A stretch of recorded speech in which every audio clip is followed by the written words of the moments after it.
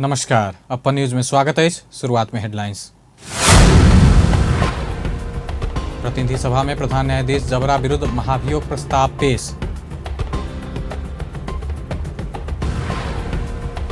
प्रधान न्यायाधीश जबरा विरुद्ध के महाभियोग प्रस्ताव पर विमर्श में एमाले से सहभागी हेबाक कानून मंत्री बड़ू के विश्वास।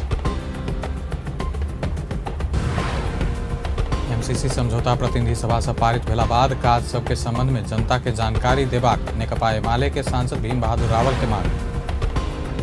जनता समाजवादी पार्टी नेपाल के केंद्रीय समिति बैठक शुरू।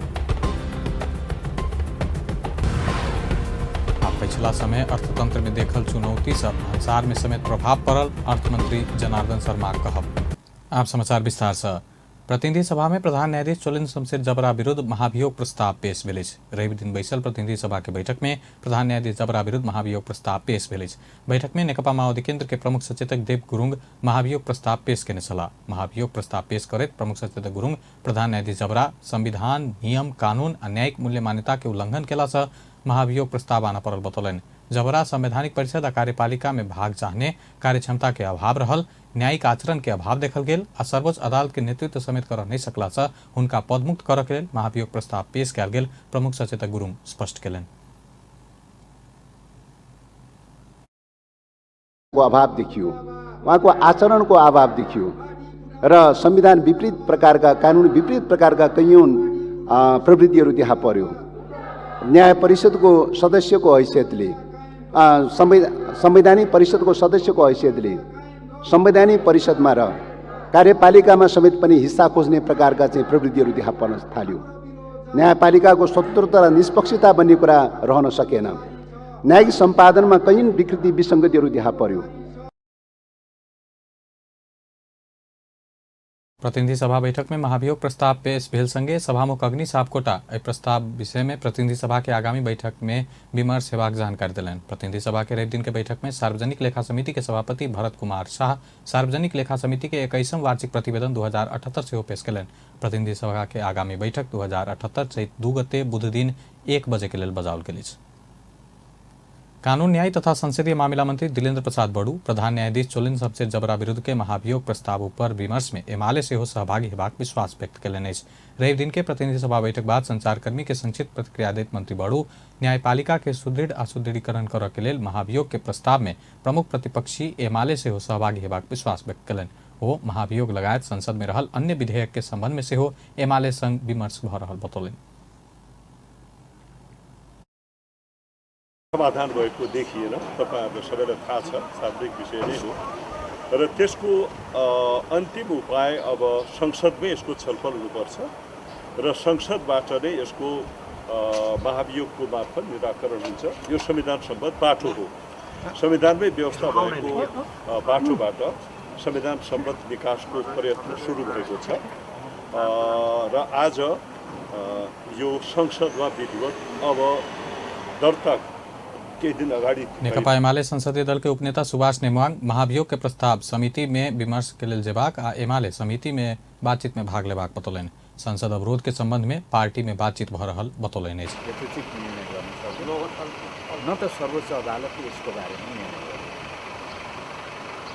आज तपाईले सोधिहाल्नुभयो, प्रसङ्ग मिल्यो, यही कुरा समयमै गरिदिएको थियो।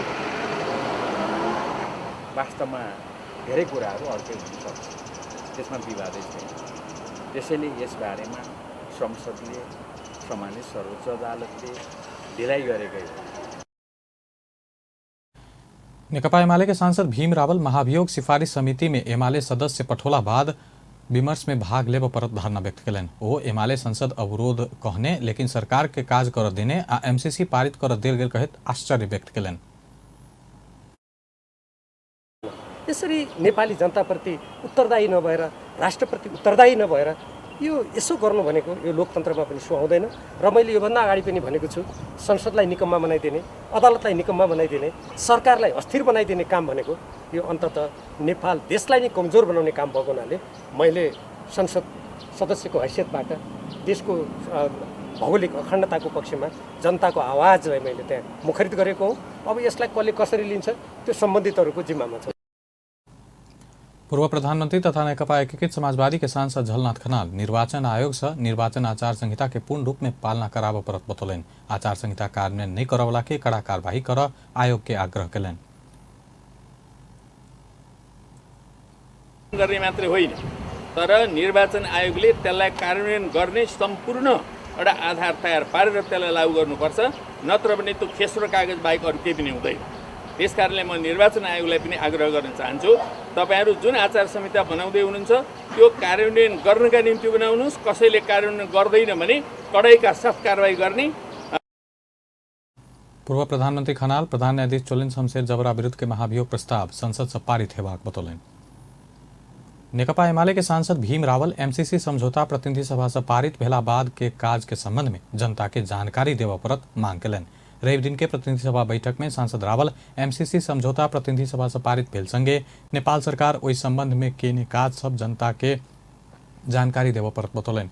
ओ नेपाल के स्वतंत्र परराष्ट्र नीति परिवर्तन कर वाला आवाज सब उठ रहल कहत ओई प्रकार के आवाज के बंद कर मांग कलन। सांसद रावल दार्चुला जिला के बंगाबगर में भारत एकतरफी रूप से तटबंध निर्माण कर रहलो पर सरकार नहीं बजनाई लाजमर्दो विषय भेल कहत सरकार के संसद में जवाब देवा के मांग कलन। सर्वप्रथम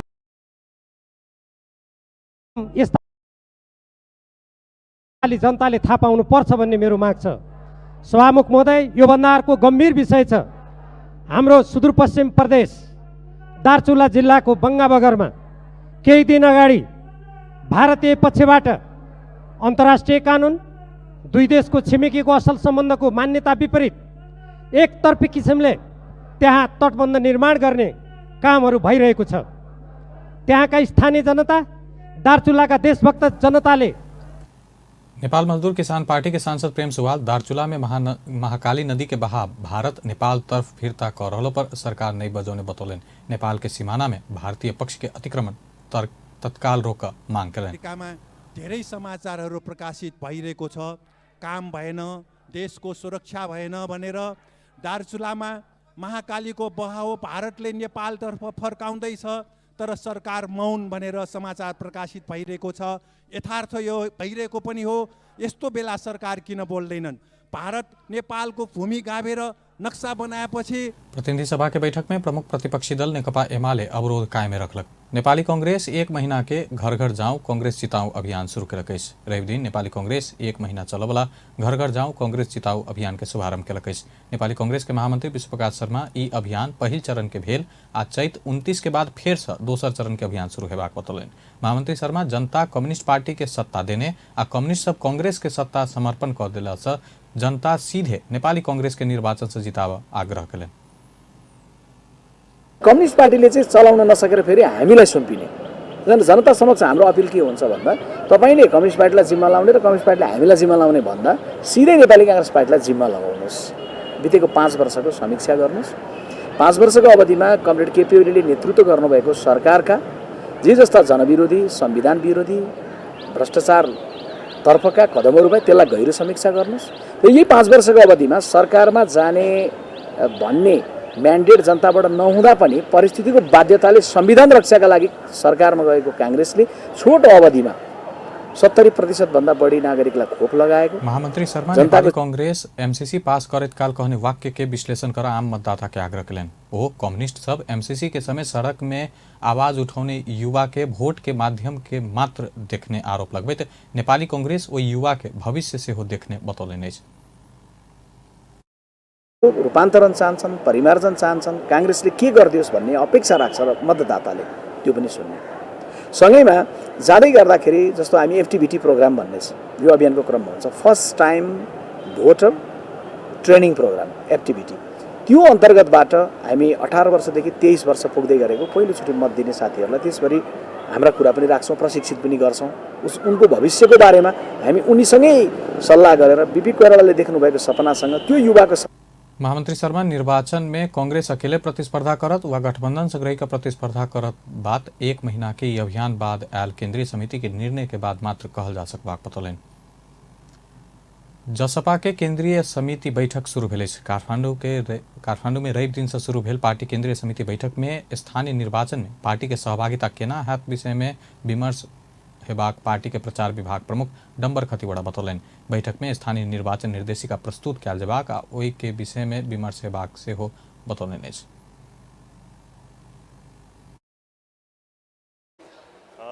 यहाँहरूलाई थाहा छ हाम्रो हिजो चाहिँ सङ्घीय परिषद बैठक थियो र त्यसमा राजनीतिक प्रतिवेदन पारित भएको थियो। राजनीतिक प्रतिवेदनले पार्टीलाई सामान्य राजनीतिक कार्यदिशाबारे मार्गदर्शन गर्दछ भने आजको बैठकमा हामी केही स्पेसिफिक एजेन्डाहरूमा आधारित भएर छलफल गर्नेछौँ। यो बैठक भोलिसम्म चल्नेछ र यसका मुख्य 4वटा एजेन्डाहरू छन्। पहिलो एजेन्डा भनेको आसन्न स्थानीय निर्वाचनमा पार्टीले कसरी सहभागिता जनाउने भन्ने बारे एउटा स्थानीय निर्वाचन निर्देशिका। खतिवड़ा 2 दिन धरि चलवला केंद्रीय समिति के बैठक में देश के राजनीतिक आ समसामयिक विषय में सेहो बातचीत हेबाक बतौलन।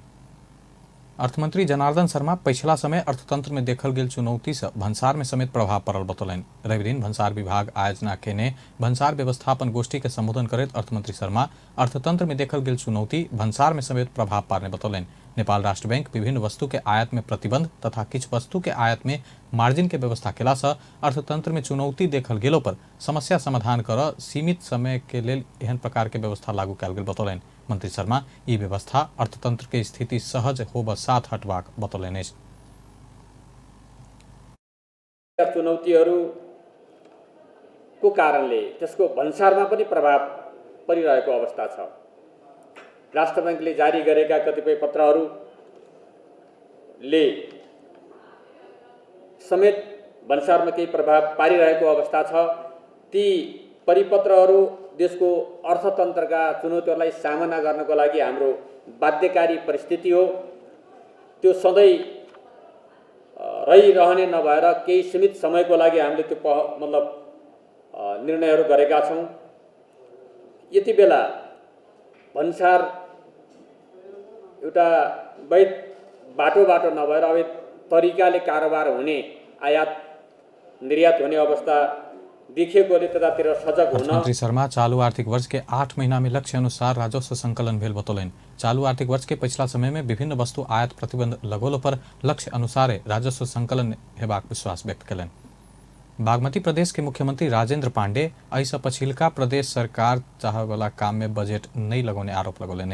रवि दिन प्रदेश सभा में सांसद सबके प्रश्न के उत्तर देत मुख्यमंत्री पांडे एहन बतौलन ओ सुरंग जेहन राष्ट्रीय गौरव के योजना में जम्मा 75 करोड़ के बजट रखने लेकिन निर्माण शुरू करस संपन्न कर काल तक लगभग 24 अरब लागत के स्थिति रहल बतौलन। ओ सुरंग आ सड़क निर्माण के लिए वैदेशिक बैंक सबसे ऋण लेब इच्छुक रहल बतबैत नहीं बना वाला काम में छोट बजट लगाकर बजट फ्रीज कर नहीं मिलत बतौलन। चार्जिंग स्टेशन नहीं बनैत आ सड़क विद्युतीय बस चलाव लायक के नहीं भक विद्युतीय बस के लेल अलग कयल गेल बजट अन्य जनहित के काज में खर्च करबाक घोषणा कलन। सर जनताको आँखामा धुलो हाल्नुहुन्छ र नबन्ने कुरा त्यो पैसा फ्रिज गराउने कुरा मात्रै हुन्छ, त्यसबाट जनताको सेवा हुँदैन। त्यसैगरी विद्युतीय बसको कुरा, विद्युतीय बस मलाई पनि लागेको छ विद्युतीय बस हेर्न चढ्न केही साथीहरू चाइना भारत विभिन्न ठाउँहरूमा पनि पुग्नु भएको रहेछ। त्यो विद्युतीय बसका मालिकहरू हजुर कति मूल्यमा ल्याइदिउँ बस भन्न पनि आइपुगेको थिएँ मबाट। विद्युतीय बस अहिले चल्ने बाटै छैन, तपाईहरु यो कुरा छलफल मसँग नगर्नुहोस् भनेर पठाइदिएँ मैले। चार्जिङ स्टेशन तयार छैन, चार्जिङ स्टेशन तैयार पांडे मंत्रालय सबके व्यवस्थित कर सकला पर जनता के बहुत काज सहज जल्दी हेबाक आ वही उद्देश्य के साथ मंत्रालय के संख्या बढ़ाकर 14 पहुंचौने बतौलन। मुख्यमंत्री पांडे एहि आर्थिक वर्ष में एखन 20% बजट मात्र खर्च भेल बतबैत विकास के कार्यक्रम में धमाधम शुरू हेबाक आ बजट खर्च करबाक बतौलन अछि।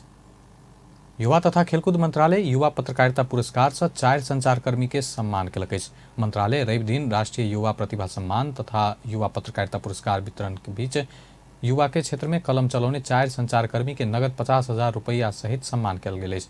सम्मानित होबला में संचारिका समूह के बसंती बास्तोला, सुदूरआज.com के पूर्ण बहादुर खड़का, खबरकुंज.com के सीताराम ओझा आ नेपालप्रेस.com के केशव बहादुर भूल रहल अछि। कार्यक्रम में बजट युवा तथा खेलकूद मंत्री महेश्वर गहतराज संबंधित व्यक्तित्व सबके समाज आ देश प्रति के दायित्व बढ़ल बतौलन अछि।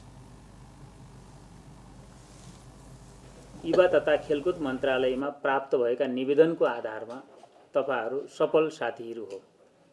तपाईहरू पत्रकारिता क्षेत्रबाट आउनुभएका युवा साथीहरू हुनुहोस् या अन्य उद्यमशीलता र समाजसेवाको रूपले तपाईहरू सामाजिक कार्य स्वयंसेवाको हिसाबले अगाडि जुन साथीहरू आउनुभएको छ तपाईहरू सबै सफल हो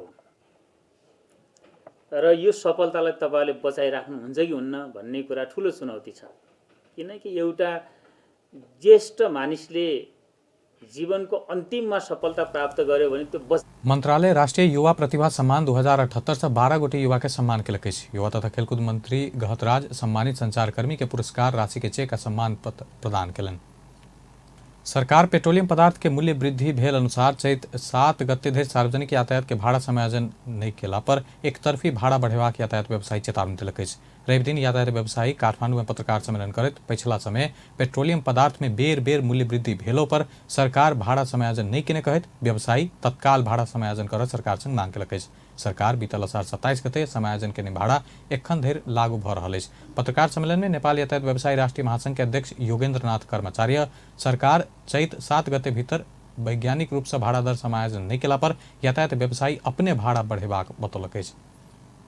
सकेसम्म त्यो भाडा समायोजन गर्ने काममा जहिले प्रत्येक आर्थिक वर्ष गर्नुपर्ने कुरा निरन्तर गर्नु पर्यो भन्ने कुरा हो। दोस्रो कुरा के हो भने यो सार्वजनिक साधन भनेको मध्यम र निमुखा वास्तविक जनताले प्रयोग गर्ने साधन हो। यसलाई सरकारले दृष्टिगत पुर्याउनु पर्छ भन्ने कुरा त्यसो गर्दै गर्दा यो पेशागत व्यवसायको संरक्षण पनि गर्नु पर्यो। आज तपाईले प्रत्येक पत्रिका तपाई हेर्नु होला, प्रत्येक पल्ट हाम्रो साथी दाजुभाइ हाम्रो व्यवसायी साथीको पत्रिकामा नाम आइरहेको अवस्था छ। त्यो भनेको हामीले किस्तासम्म तिर्न सक्ने परिस्थिति छैन। त्यसैले हामीले सरकारले आग्रह गरेका छौँ। अब हामी सम्माननीय प्रधानमन्त्रीज्यू पनि ध्यान आकर्षित गराउन खोजिरहेका छौँ। मन्त्रीज्यूलाई नै धेरै पटक गरिसकेका छौँ, विभाग पनि गरिसकेका छौँ। अब 6 गतेभित्र सरकारले यसलाई गम्भीर रूपमा ध्यान दिएन भने सरकारले तय गरेको हामीले पनि मानेको त्यो 13 सूचक छ। अध्यक्ष कर्मचारी वैज्ञानिक भाड़ा प्रणाली अनुसार ईंधन के 35% सूचक के आधार मानला पर सार्वजनिक बस के लागत 9.03, ट्रक पहाड़ी क्षेत्र के लेल 11.82 आ ट्रक तराई मधेश के लेल 13.31% लागत वृद्धि भेल बतौलनि अछि। सप्तरी में आगिलगी भेला से 13टा घर जरि कऽ नष्ट भेल अछि। सप्तरी के अग्निसार कृष्ण सबरन गाउँपालिका वार्ड 4 टेंगरी में शनि के मध्य राति आगिलगी भेल अछि। स्थानीय डम्बर यादव अपन घर आगा रखने गाछ के पात में अचानक आगि लागल प्रहरी जानकारी देलक अछि। खाना खाकर सब सुति गेल अवस्था में गांव में भेल आगिलगी से डम्बर यादव, श्याम कुमार यादव, दिनेश कुमार यादव, मनोज कुमार यादव, फुलदेव यादव, महेश कुमार यादव, ब्रिज नारायण यादव, भोला यादव, अमरेंद्र यादव, धीरज यादव सहित 13 गोटे के घर जरि कऽ नष्ट भेल अछि। आगिजनी से 9टा बकरी सेहो जरल अछि। प्रहरी के अनुसार आगिलगी से लगभग 25 लाख बराबर के क्षति भेल प्रारंभिक अनुमान कयल गेल अछि। लिखित परीक्षा में उत्तीर्ण भेल नायब सूबा के उम्मीदवार सब लोक सेवा आयोग में धरना देलक अछि। ओ सब रवि दिन कमल पोखरी स्थित लोक सेवा आयोग के केंद्रीय कार्यालय में पहुंचकर अंतर्वार्ता के मांग करैत धरना देलक अछि। बीतल भादो में लिखित परीक्षा के नतीजा प्रकाशित भेलो पर एखन धरि अंतर्वार्ता नहीं भेनाई अपन सबके भविष्य से खेलवाड़ रहल बतौल गेल अछि। परीक्षा में उत्तीर्ण भऽ कऽ सेहो अंतर्वार्ता नहीं भेला से लगभग 5 से नायब सूबा के भविष्य अन्योल भेल लिखित परीक्षा में सफल भेल परीक्षार्थी सब बतौलक अछि। अदालत में मुद्दा पड़ला बाद बीतल भादवे से नायब सूबा के अंतर्वार्ता रोकल गेल छल। तनहू में बस आ जीप ठकरेला से 3 गोटे के जान गेल अछि। रवि दिन पृथ्वी राजमार्ग अंतर्गत आम्बू खैरेनी गाउँपालिका वार्ड 2 में बस आ जीप ठकरेला से दुर्घटना में जान गेल अछि। मृतक में से शुक्ला गंडकी नगरपालिका वार्ड 8 के 73 वर्षक रुद्र बहादुर सेन ठकुरी के मात्र पहचान खुजल अछि। ओकर उपचार के क्रम में मृत्यु भेल बताओल गेल अछि। दुर्घटना में अन्य 13 गोटे घायल भेल अछि। पिछला 24 घंटा में कोरोना संक्रमण के कारण केकरो भी मृत्यु नहीं भेल अछि। नेपाल में एखन धरि मृतक के संख्या 11,950 रहल अछि। पिछला 24 घंटा में 65 गोटे में संक्रमण पुष्टि भेल अछि। स्वास्थ्य तथा जनसंख्या मंत्रालय के अनुसार 6,306 पीसीआर परीक्षण में 59 आ 1,641 एंटीजन परीक्षण में 6 गोटे में संक्रमण पुष्टि भेल अछि। तहिना पिछला 24 घंटा में 192 गोटे संक्रमण मुक्त भेल अछि। नेपाल में एखन 4,917 सक्रिय संक्रमित अछि। एखन धरि 9,61,070 गोटे ठीक भऽ चुकल अछि। तहिना मध्य प्रदेश में पिछला 24 घंटा में एकोटा संक्रमित नहीं भेटल अछि। एखन कोरोना के कुल संक्रमित संख्या 41,394 रहल अछि। मध्य में कोरोना से जान गुमावला के संख्या 1062 रहल अछि। तहिना 40,064 गोटे संक्रमण मुक्त भ चुकल अछि। एखन 268 सक्रिय संक्रमित अछि। 1.5 वर्षीय बालिका के बलात्कार बाद हत्या के अभियोग में मोरंग प्रहरी 2 गोटे के पकड़लक अछि। घटना में संलग्न भेल अभियोग में प्रहरी सुंदर हरैचा नगरपालिका 7 के 25 वर्षक अजय चौधरी आ 28 वर्षक मिथुन चौधरी के पकड़लक अछि। जिला प्रहरी कार्यालय मोरंग के प्रहरी नायब उपरीक्षक मंजिल माकुरांग के अनुसार अभियुक्त सब फागुन 27 गते मोरंग के बेलबारी 8 के ओहि बालिका के घर से चोरा कर सुंदर हरैचा नगरपालिका वार्ड 7 स्थित गणेशपुर के बनमारा आ बैरघारी में ल जाकर बलात्कार के खुजल अछि। बालिका एकाएक हरेला बाद खोजी कर क्रम में परिवार गंभीर अवस्था में बच्चा के भेटल आ उपचार के लेल नोबेल अस्पताल विराटनगर लऽ गेल में 28 गते जान गेल छल। अंत में हेडलाइंस एक बेर फेर से। प्रतिनिधि सभा में प्रधान न्यायाधीश जबरा विरुद्ध महाभियोग प्रस्ताव पेश। प्रधान न्यायाधीश जबरा विरुद्ध के महाभियोग प्रस्ताव ऊपर विमर्श में एमाले से सहभागी हेबाक कानून मंत्री बड़ू के विश्वास। एमसीसी समझौता प्रतिनिधि सभा से पारित भेला बाद काज सबके संबंध में जनता के जानकारी देबाक नेकपा एमाले के सांसद भीम रावल के मांग। जनता समाजवादी पार्टी नेपाल के केंद्रीय समिति बैठक शुरू।